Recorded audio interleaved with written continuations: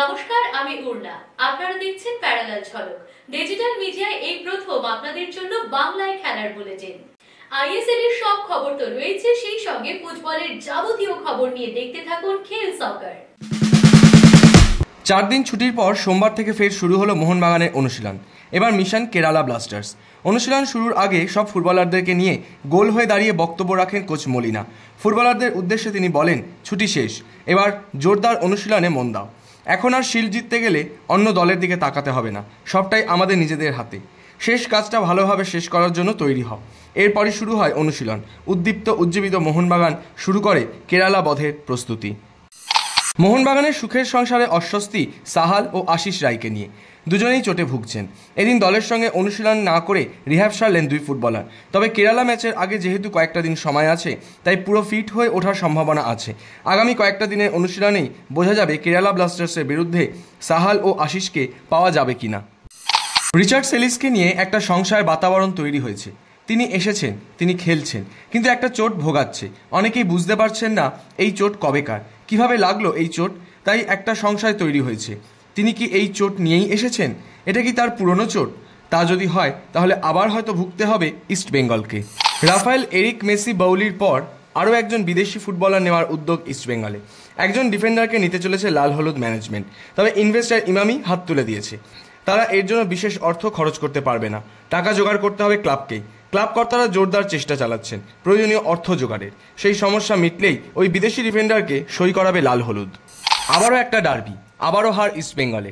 লাল হলুদের ডার্বি ভাগ্য যেন অভিশাপ লেগেছে। এবার রিলায়েন্স ফাউন্ডেশন ডেভেলপমেন্ট লিগের জোনাল পর্বে ডার্বি ম্যাচে ইস্টবেঙ্গলকে 1-0 গোলে হারালো মোহনবাগান। সবুজ মেরুনের হয়ে একমাত্র গোলটি করেন থুমসল টংসিন। 2 ম্যাচে 4 পয়েন্ট নিয়ে শীর্ষে উঠে গেল মোহনবাগান। আরএফডিএলে গ্রুপ লিগের ডার্বি ড্র হলেও জোনাল পর্বের ডার্বিতে 1-0 গোলে জিতেছে মোহনবাগান। তবে আরও বেশি গোলে জিততে পারত সবুজ মেরুন, কিন্তু মোহনবাগান যে গোলের সুযোগ তৈরি করতে পেরেছে এতেই খুশি কোচ ডেগি কার্ডোজো। অন্যদিকে ইস্টবেঙ্গল কোচ অর্চিষ্মান বিশ্বাস মনে করেন দিনটাই তাদের ভালো ছিল না। हमारा अप्रोच अटैकिंग अप्रोच होता है no we like to play our style of play we want to build up from the back we want to keep position we don't want to go direct हमारा एक advantage था आज के लिए opponents direct जा रहा था and it was good for us to be in the first ball और सेकंड बॉल हम बॉल रख के खेल रहा था we created lot of chances in the first half बहुत क्रिएट किया chances which is very good for us which हम लोग वीकनेस था हम लोग उस पर इम्प्रूव हो रहे हैं अभी एंड अभी फोकस होगा नेक्स्ट गेम के लिए इम्पोर्टेंट गेम है বলেছিলি সব ম্যাচ ভালো খেলবে, তা আমাদের যে ব্যাড ডে গেছে, অফ ডে গেছে, হতে পারে। এখন অনেক বড় লিগ, আরও 2টো খেলা সবে হলো, আরও 8টা খেলা বাকি, পরে আরও ভালো করবে। ডার্বি মানেই আবেগ, উন্মাদনা, উত্তেজনা। সোমবার আরএফডিএল এর ম্যাচে ডার্বির সব স্বাদই পাওয়া গেল। ম্যাচের প্রথম থেকেই যেন দুই দলের খেলোয়াড়দের মধ্যে অতিরিক্ত উত্তেজনা দেখা গেল। মাঝে মধ্যেই তারা কথা কাটাকাটিতে জড়িয়ে যাচ্ছিলেন। তবে ম্যাচে আগুনে ঘি ঢালার কাজটি করেন রেফারি রবিন বিশ্বাস। ভুল পেনাল্টির সিদ্ধান্ত দেন তিনি। বল এসে রাজ বাসফোরের বুকে লাগে, কিন্তু রেফারি হ্যান্ডবল ভেবে পেনাল্টি দেন। প্রতিবাদ জানাতে লাইন্সম্যানের কাছে ছুটে যান রাজ। হাত দিয়ে তাকে আটকে দেন লাইন্সম্যান, যদিও পেনাল্টি মিস করে ইস্টবেঙ্গল। এরপরই মোহনবাগানের গোলকিপার প্রিয়ান্স দুবেকে দেখা যায় ইস্টবেঙ্গল গ্যালারির দিকে ঘুরে উচ্ছ্বাস প্রকাশ করতে। তবে রেফারিকে খুব বেশি দোষ দিলেন না মোহনবাগান কোচ ডেগি কার্ডোজো। আর ইস্টবেঙ্গল কোচ অর্চিষ্মান বিশ্বাস তো জানালেন তিনি দেখেননি, তবে বল হাতে যে লাগেনি তা জানিয়ে গেলেন রাজ বাসফোর। ওটা হ্যান্ডবল ছিল না, এবার রেফারি ডিসিশন যেটা দিয়েছে আমরা তো আর কিছু করতে পারি না। Referee decision last decision. Exactly देख के वापस देखेगा तो पता चलेगा क्या है, but it didn't look like a penalty but दे दिया। You can not help it, you know. Even my players को बोला था in the before the game we can not argue with the referee, no. वो ये डाबी match खेलने के लिए हम लोग फीफा से रेफरी नहीं लाया है। They are just human being where errors हो सकता है। দেখো এইখান থেকে অনেক কিছু বলা যায় না, আমরা অনেকে অফসাইড বলছে যেটা গোল করলো। বেঞ্চ থেকে যতক্ষণ না লাইনে যাচ্ছি ততক্ষণ কিছু বলা যায় না। পেনাল্টি রেফারি লাইন্সম্যানের ডিসিশন ছিল, লাইন্সম্যানের তো বেটার অপশন ছিল। অনেক ডিসিশন আমাদের যেটা মনে হচ্ছে লাইন্সম্যান বা রেফারির মনে হচ্ছে না। সুতরাং ওরা মধ্যে থাকছে, ওই সময় ওদের মাথা কী কাজ করছে সেই হিসাবে ওরা কাজ করছে। যতক্ষণ না ভিডিও ক্লিপ দেখছি বলতে পারবো। সোমবার শুধু অনূর্ধ্ব 21 ডার্বি জয় নয়, এদিন অন্যায্য পেনাল্টিও দেওয়া হয় মোহনবাগানের বিরুদ্ধে। ইস্টবেঙ্গল পেনাল্টি থেকে গোল করতে পারেনি, সেটা অন্য কথা, কিন্তু বল লেগেছিল মোহনবাগানের রাজ বাসফোরের বুকে। কিন্তু রেফারি পেনাল্টি দেন, তা নিয়ে কোচ ফুটবলাররা তো প্রতিক্রিয়া দিয়েছেনই। তবে মোহনবাগান সচিব দেবাশিস দত্ত এই ঘটনায় আবার ইস্টবেঙ্গলকে খোঁচা দিতে ছাড়লেন না। সেটা তো আমরা আজকে রেফারি কিনতে আবার ব্যর্থ হয়েছি। আমরা রেফারি কিনতে ব্যর্থ হয়েছি বলে আমাদের বুকে লেগেছে, চেস্টে, এবং যে আমি দেখেছি ঘটনা, যে কমেন্টেটর সে পরিষ্কার বলছে এটা চেস্টে লেগেছে, সেটা রেফারি পেনাল্টি দিল। আমরা রেফারি কিনতে ব্যর্থ। আমি বলছি না যে অন্য কেউ রেফারি কিনেছে কিনা, কারণ রেফারি যদি কিনেও থাকে তাহলেও হারে, রেফারি কিনতেও পারে না, করতেও পারে। আমি এই নিয়ে আর কিছু বলতে চাই না। এবারের মরশুমটা সব দিক দিয়ে ভুলতে চাইবে ইস্টবেঙ্গল। সিনিয়র তো বটেই, আন্ডার-13, আন্ডার-15, আন্ডার-17, আন্ডার-21 সব পর্যায়ের ডার্বিতেই মোহনবাগানের কাছে পর্যুদস্ত হতে হচ্ছে। সব পর্যায়ে ডার্বি মানেই যেন মোহনবাগানের জয়, ইস্টবেঙ্গলের হার। কোথায় এগিয়ে আছে মোহনবাগান? সব পর্যায়ে এমন সাফল্যের রসায়নটা কি, জানালেন মোহনবাগান সচিব দেবাশিস দত্ত। কারণ হচ্ছে কি করে সাফল্য পেতে হয় তার রসায়ন মোহনবাগান চিরকালই জানে, এবং ক্লাব এবং কোম্পানির যে সমন্বয়, তার সাফল্যই কারণ হচ্ছে এই টিমের রেজাল্ট। দেখুন, আমি অ্যাস্ট্রোলজার নই। আমি 4 বছর আগে কখনো বলিনি, কোনো একজন কর্মকর্তা বলেছিলেন 2 বছরের মধ্যেই আমাদের ক্লাব আইএসএল চ্যাম্পিয়ন হবে। 4 বছর পেরিয়ে গেছে। কারণ আমরা কি করে সাফল্য পেতে হয় সেটা জানি। সেটা 4 বছর আগে, 2 বছর আগে বলে হয় না, সেটা বাস্তবায়িত করতে হয়। আজকে একটি কাগজে আমি পড়লাম, দৈনিক সংবাদপত্র, আমি নাম বলছি না, তাতে পড়লাম ইস্টবেঙ্গল বুঝে উঠতে পারছে না তাদের ব্যর্থতার কারণ।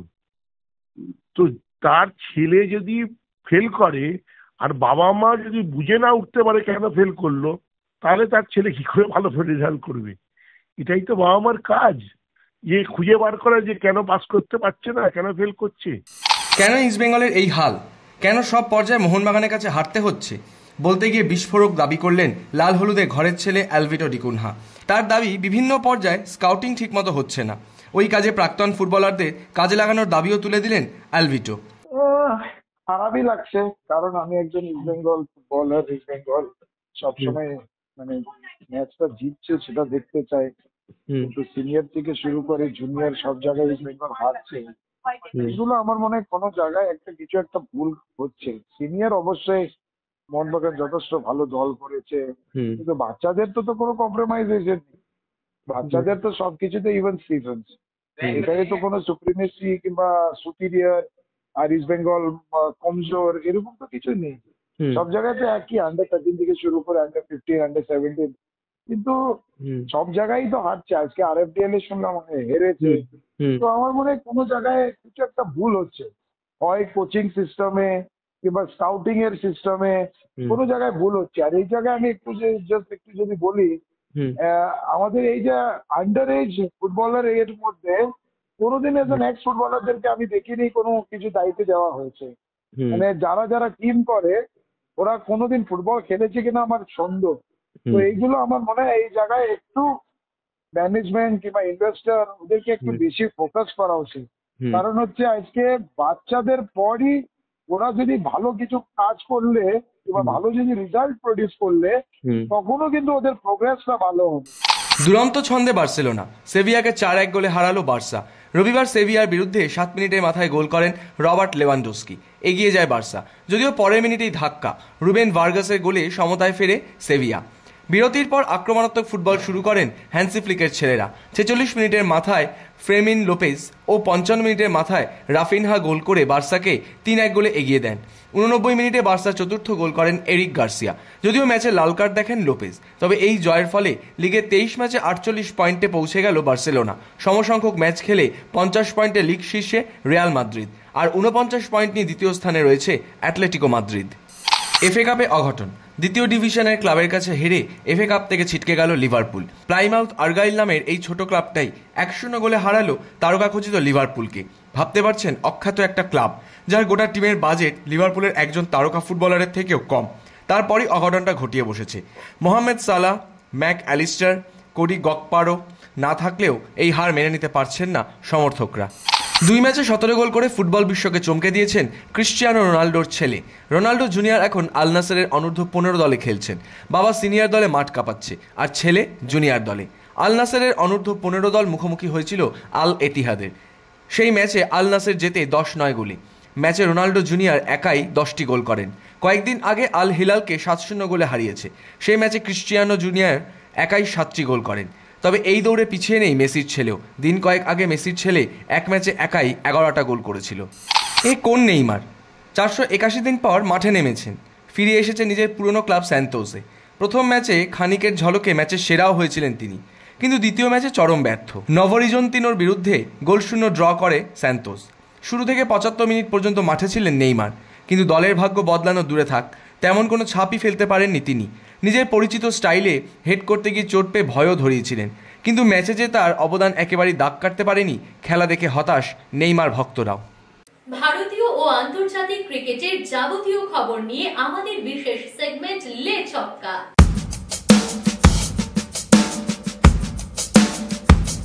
ইংল্যান্ডের বিরুদ্ধে দ্বিতীয় ওডিআই ম্যাচেই ফর্মে ফিরেছেন রোহিত শর্মা। দীর্ঘদিন পর হিটম্যানের ব্যাটে ফিরেছে সেঞ্চুরি। একই সঙ্গে জোড়া রেকর্ডেরও মালিক ভারতীয় দলের অধিনায়ক। ওডিআই ফরম্যাটে সর্বোচ্চ রানের তালিকায় রাহুল দ্রাবিড়কে ছাপিয়ে গেলেন রোহিত শর্মা। এই মুহূর্তে ওডিআই ফরম্যাটে সর্বোচ্চ রানের তালিকায় 10 নম্বরে নিজের জায়গা করে নিয়েছেন তিনি। তার রান 267 ম্যাচে 10,987। একই সঙ্গে রোহিত শর্মা ছুলেন সচিন তেন্ডুলকরের রেকর্ডও। ওডিআই ফরম্যাটে ভারতীয় ওপেনার হিসেবে দ্বিতীয় সর্বোচ্চ রানের মালিক এখন রোহিত শর্মা, সচিনের পরেই রয়েছেন তিনি। ম্যাচ শেষ হওয়ার 24 ঘন্টার মধ্যেই ওড়িশা ক্রিকেট অ্যাসোসিয়েশনকে শোকজ নোটিশ পাঠালো ওড়িশা সরকার। ইংল্যান্ডের বিরুদ্ধে দ্বিতীয় ওডিআই ম্যাচ চলাকালীনই ম্যাচের ফ্লাড লাইট নিভে গিয়েছিল, আর তার ফলেই বেশ কিছুক্ষণ বন্ধ রাখতে হয়েছিল ম্যাচ। ভারতের ব্যাটিংয়ের সময় 7 নম্বর ওভারেই ঘটে সেই ঘটনা। এই ঘটনাকেই একেবারে ভালো চোখে দেখছে না ওড়িশা সরকার। ম্যাচ শেষ হওয়ার পরই তাই শোকজ নোটিশ পাঠানো হয়েছে। জানতে চাওয়া হয়েছে যে কেন এমন ঘটনা ঘটল। ইংল্যান্ডের বিরুদ্ধে ওডিআই সিরিজ জয় হয়ে গেছে। আহমেদাবাদে জিতলে ব্রিটিশ শিবিরকে হোয়াইট ওয়াশ করবে টিম ইন্ডিয়া। সেই ম্যাচের আগেই সঞ্জয় বাঙ্গারের বিশেষ বার্তা। তার মতে অনেকে দল নিয়ে এবার পরীক্ষার কথা বললেও তৃতীয় ম্যাচেও দল অপরিবর্তিতই রাখা উচিত ভারতের। সামনেই রয়েছে চ্যাম্পিয়ন্স ট্রফি, সেখানে দলের মোমেন্টাম বজায় রাখার জন্যই দল অপরিবর্তিত রেখে নামা উচিত বলে মনে করছেন সঞ্জয় বাঙ্গার। আহমেদাবাদে শেষ ওডিআই ম্যাচ, সেই ম্যাচে নামার আগেই সমাজ সচেতনতার জন্য বিশেষ বার্তা দিতে চলেছে বিসিসিআই। সেই মঞ্চ থেকেই বোর্ডের নতুন উদ্যোগ ডোনেট অর্গান অ্যান্ড সেভ লাইফের প্রচার শুরু হতে চলেছে। সম্প্রতি ভারতের বিভিন্ন জায়গাতেই অর্গান ডোনেটের চিত্র দেখা গিয়েছে। সেই পদ্ধতিকেই আরও বেশি ছড়িয়ে দেওয়ার জন্যে বিসিসিআইয়ের বিশেষ উদ্যোগ। ইংল্যান্ডের বিরুদ্ধে তৃতীয় ওডিআই ম্যাচের মাধ্যমেই এই উদ্যোগের সূচনা করতে চলেছে ভারতীয় ক্রিকেট বোর্ড। হকি থেকে দাবা, টেনিস থেকে সাঁতার, ফুটবল ক্রিকেট ছাড়াও অন্যান্য সব খেলার খবর নিয়ে আমাদের বিশেষ সেগমেন্ট উইং প্লে।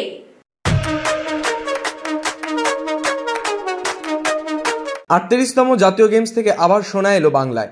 মহিলাদের টেবিল টেনিসের দলগত বিভাগের ফাইনালে জিতলেন সুতীর্থা ঐহিকারা। ফাইনালে মহারাষ্ট্রকে হারালেন তারা। এই ম্যাচে উপস্থিত ছিলেন ভারতীয় অলিম্পিক অ্যাসোসিয়েশনের সভাপতি পিটি উষা। ম্যাচের আগে দুই দলের খেলোয়াড়দের সঙ্গে কথাও বলেন তিনি। 100% সেরে উঠেছেন নোভাক জকোভিচ, তা তিনি নিজেই জানালেন।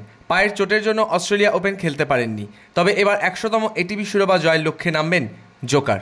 খেলার মাঠে খেলার খবরের বাইরেও উঠে আসে নানা রকমের মন্তব্য, আর সেই সব মন্তব্যের কোলাজ নিয়ে আমাদের বিশেষ সেগমেন্ট থ্রো ইন। কেএল রাহুলের জন্য আমার সত্যি দুঃখ হচ্ছে। অক্ষর প্যাটেল অবশ্যই ভালো খেলছে, কিন্তু কেএল রাহুলের সঙ্গে যেটা করা হচ্ছে তা একেবারেই সঠিক নয়। 5 নম্বর পজিশনে তার অসাধারণ রেকর্ড রয়েছে, অনেকেই সেই রেকর্ড ছুঁতে পারবে না। আমার মাথাতে শুধু একটাই জিনিস চলে, যেভাবে আমি ব্যাটিং করি সেই চেষ্টাটাই করে যাওয়া। আমি দীর্ঘদিন ধরে এখানে রয়েছি, সুতরাং 1-2 নক কোনো মতেই আমার ব্যাটিং নিয়ে মাইন্ডসেট বদলে দিতে পারে না।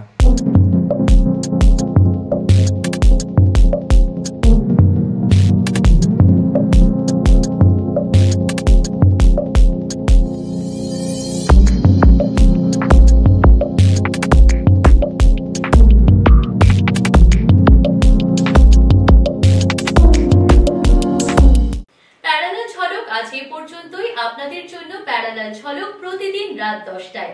খেলার জগতের সেরা প্যাকেজ নিয়ে দেখতে থাকুন প্যারালাল ঝলক।